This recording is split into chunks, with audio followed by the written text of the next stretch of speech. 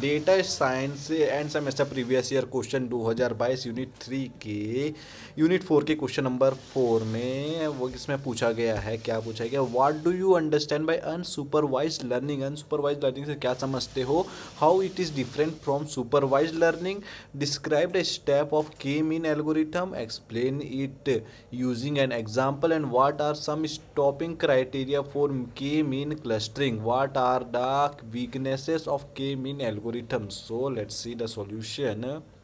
Unsupervised learning क्या है। Unsupervised learning एक प्रकार की मशीन लर्निंग है जो डेटा को लेकर लेबल नहीं किया जाता।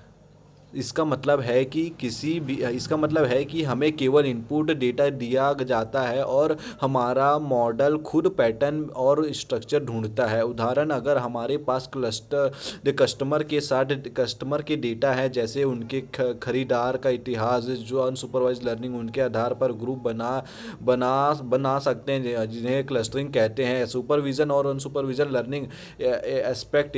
Supervise learning, unsupervised learning, input data label होते हैं और unsupervised learning input data unlabelled होते हैं। टास्क प्रिडिक्टेड क्लासिफिकेशन या रिग्रेशन पैटर्न ढूंढना, जैसे clustering. Example, email spam detection, spam not spam, customer के अलग अलग ग्रुप में क्लासिफाई करना।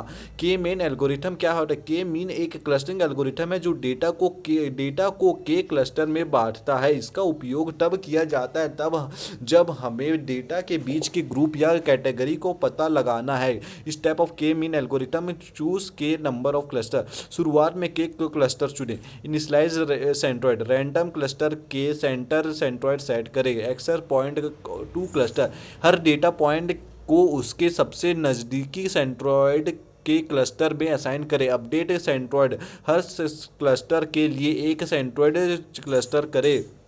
क्लस्टर पॉइंट का एवरेज। रिपीट स्टेप 3 और स्टेप 4 को तब तक दोहराए जब तक क्लस्टर स्टेबल ना हो जाए। Python code for K mean. Step 1, import libraries, import numpy as pandas, import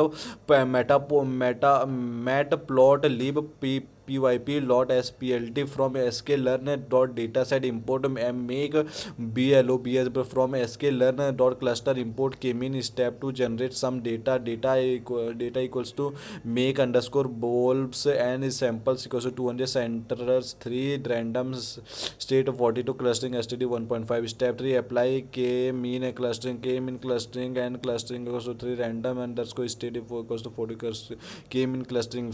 Step 4, get cluster centroid as label. Centers equals to k-mean clustering underscore centered clustering centroid label equals to k-mean dot labels cluster labels for data point. Step 5, load the cluster plt stator data comma data colon label c map reads alpha equals to 0.7 label data points.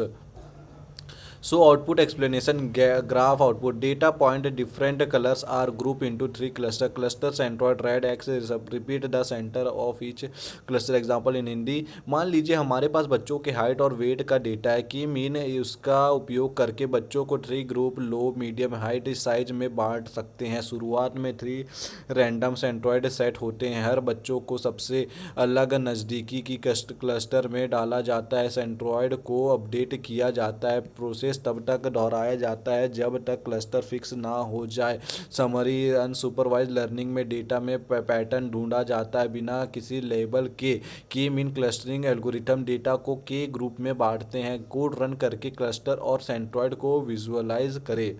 So in English definition इस तरीके से है।